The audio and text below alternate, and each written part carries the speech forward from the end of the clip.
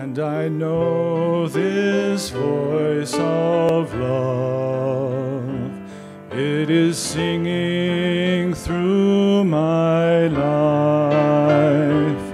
It is all I am, every part of me. It's all I choose to be. There is only love. There is only love. Love that heals, love that sets me free. There is only love. There is only love.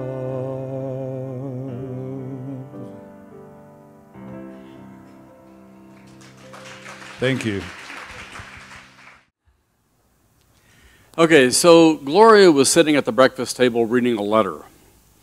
And all of a sudden, she put the letter down and looked at her husband suspiciously. She said, "Henry, I've just read the letter from Mother saying that she will not come to stay to us as she doesn't feel welcomed. You did write a letter to her saying that she could come at her own convenience to stay with us, right?"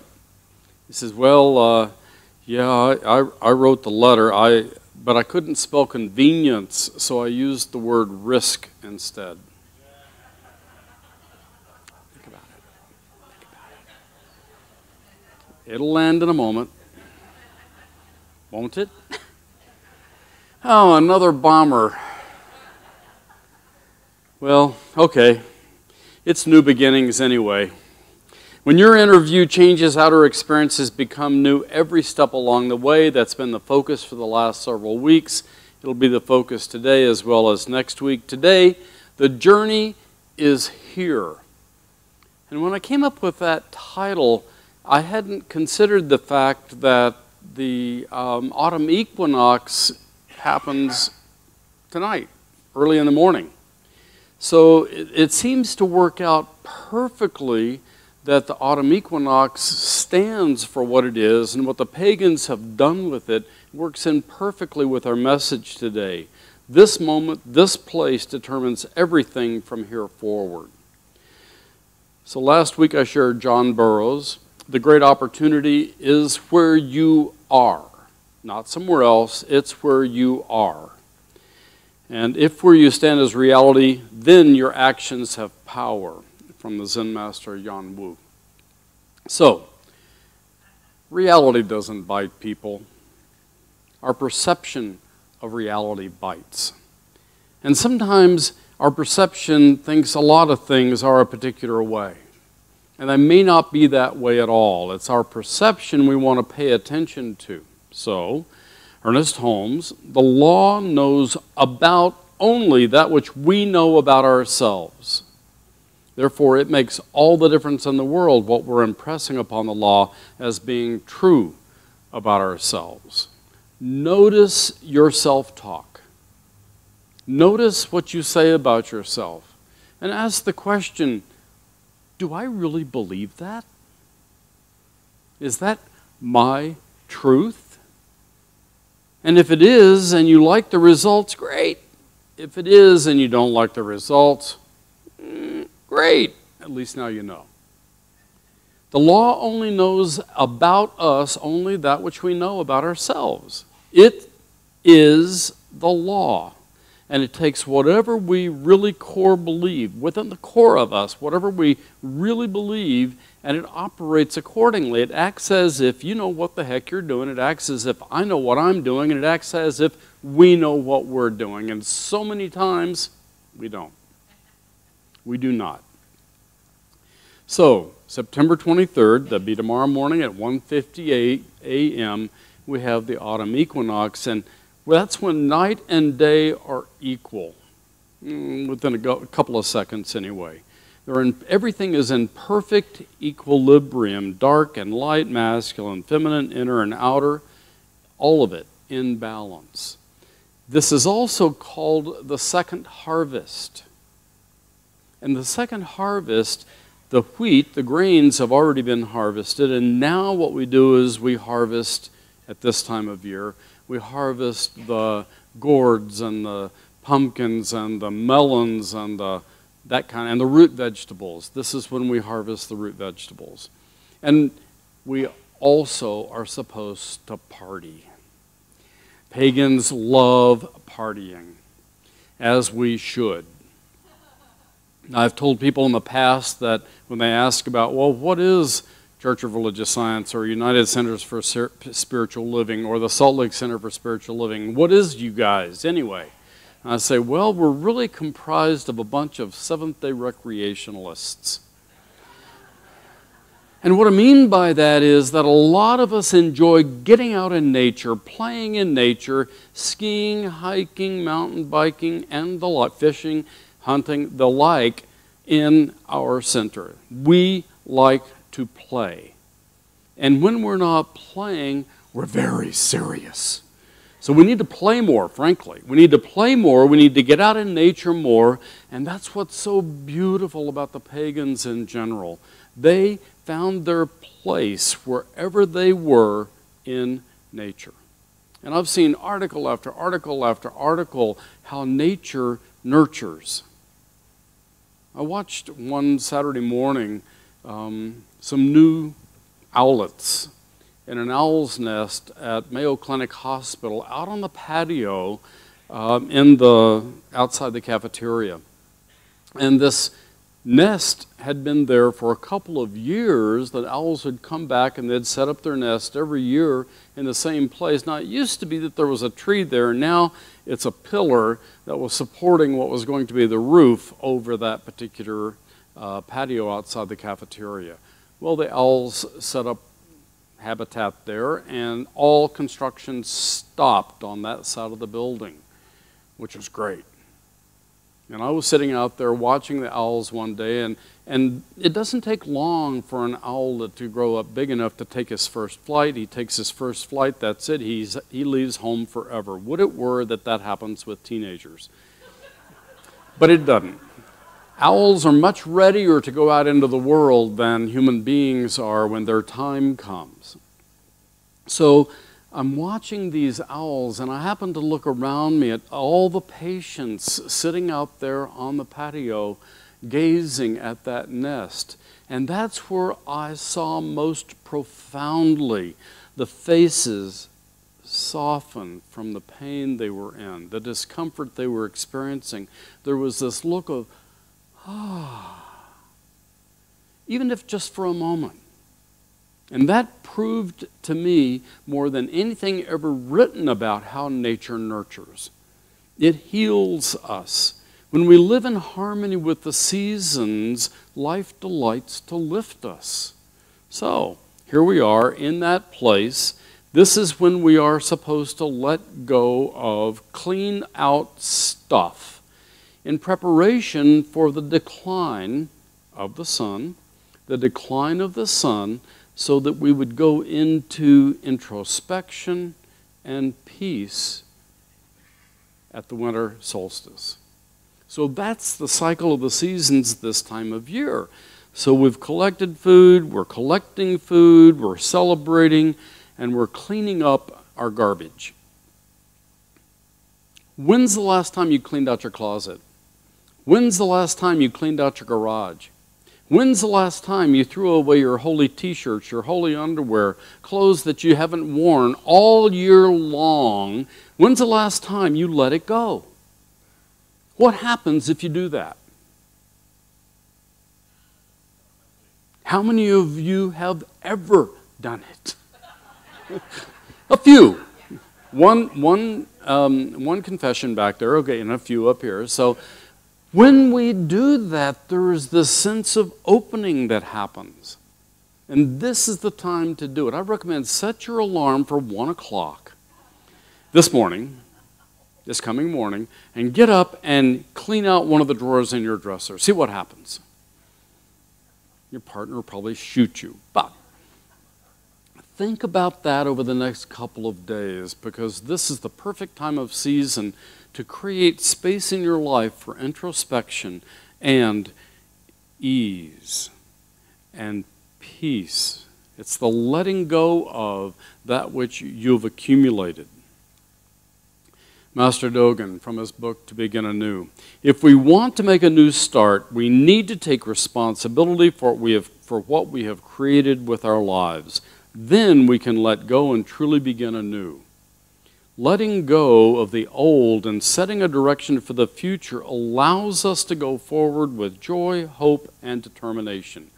Another aspect about this time of year, about the fall equinox, is that in nature, what we do is we plant the bulbs. That's when we plant the bulbs, we harvest the root vegetables, and we plant the bulbs so that they can sit in the ground, being nurtured in that darkness, in that silence, so that next spring, when the light calls them forth, they burst forth in incredible beauty.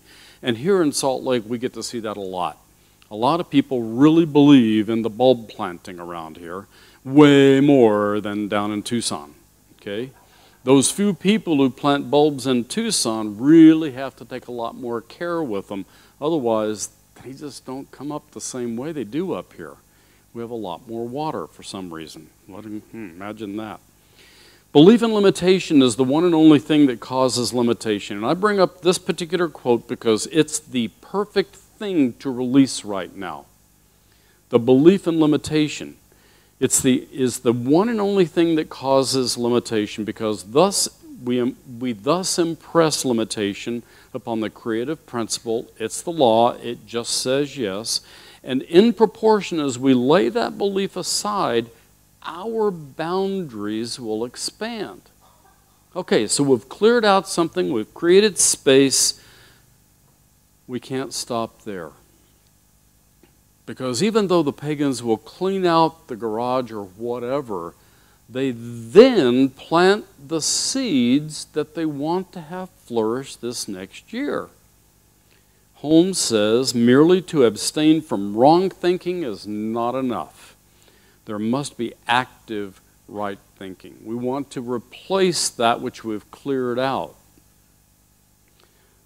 James Baldwin, the purpose of life is for the individual to become greater than the definitions he has inherited. And I would suggest, as I said 2 weeks ago, greater than the definitions we have inherited, greater than our DNA, greater than the culture we were raised in, greater than any beliefs that we have embraced and bought into and proposed and propagated since we bought into them. It's time to reconsider those particular limitations and trade them in for a new set of limitations. Because the limitation we will pick some limitation. All definitions are a limitation. It's just how big is your limitation? How open is your conclusion? How wide can you think things can be? How much can you really embrace with life? If life is infinite, how much of it can you embrace? How much of it can you embody? Think about that. From this thing called you. The original author of all life is in and around you. Not a God who was, but a God who is now. This is the great secret which you share with life. Life is wherever you are. Life isn't about finding yourself, it's about creating yourself. Another one of my favorite quotes, Jovan is the author, is a poet. He said, "Traveler, there is no path. Paths are made by walking." So when we've cleared out the garage, when we've cleared out the dresser, when we've cleared out the closet, what now? Because it will backfill with something very similar unless we change where we're coming from. Unless we change our minds, it will backfill with the same blueprint that had put the stuff there in the first place. So what you must dare is to be yourself. What if you backfilled with that perfect blueprint of who you really are? The light of you, the life of you, the brilliance of you. Dare to be yourself. What would that look like? What if you spent some time, before you clean out anything, spend some time with what life you want to live and what life you want to experience, and get that written down. Then clean out stuff and say, okay, I'm backfilling it with this. And then let it go. Watch what happens. Dare to be yourself.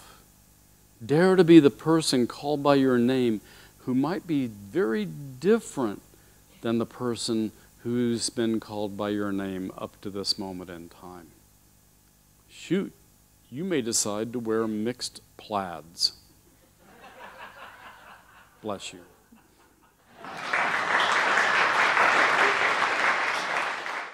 So let's pray together and embrace more truth.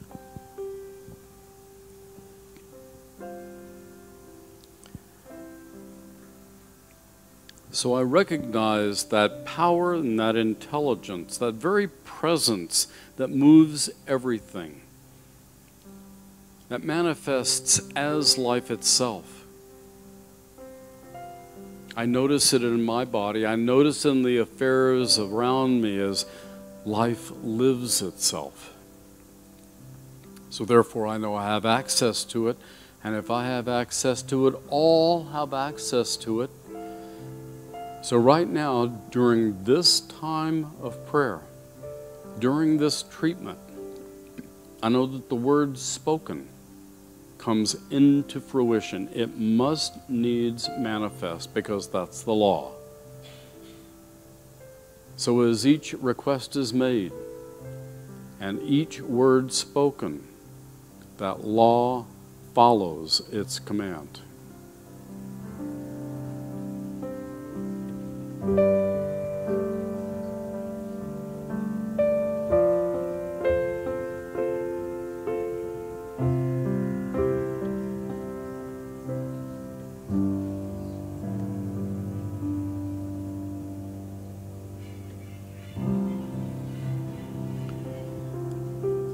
So as these individual words continue to be spoken, I speak my word for this beloved community and claim for each person a newfound sense of peace and ease within, a newfound sense of the power that moves everything, a newfound awareness, a depth of awareness of the intelligence that operates everything within the body, within the mind, and within everything around each person. I know for everyone a reaffirmed sense of self, an increased awareness of who and what each person is in that perfect individuality. So whether it having to do with abundance or health or well-being or relationship or career, it matters not to that which makes all. Wholeness and perfection now come more fully into view and into experience. So with joy filling me, knowing that these words must manifest, must become so, I simply let go. I let go of this process. I let go of any expectation of time. I let go of the how and simply let it be.